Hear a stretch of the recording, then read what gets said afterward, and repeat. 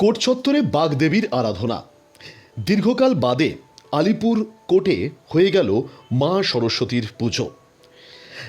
দীর্ঘকাল বাদে কোর্ট চত্বরে আলিপুর কোর্টে সেক্রেটারি মহাশয়ের তত্ত্বাবধানে প্রথম বছর আলিপুর বার অ্যাসোসিয়েশনের উদ্যোগে এদিনের এই পুজো হয়। অন্যান্য দিনের মতো এদিন কোর্ট চত্বরের পরিবেশ ছিল না। একেবারেই পুজোর আবহে, পুজোর ঘণ্টায়, পুরোহিতের মন্ত্র উচ্চারণ সব কিছুর মধ্যে দিয়ে মা সরস্বতীর আরাধনায় মাতলেন সবাই। আলিপুর বার অ্যাসোসিয়েশনের প্রথম বছরের এই উদ্যোগকে সাধুবাদ জানিয়েছেন সমাজের বিশিষ্টজনেরা। স্বাভাবিকভাবেই সেক্রেটারি মহাশয়ের তত্ত্বাবধানে এই পুজোয় সামিল হয়েছিলেন সবাই।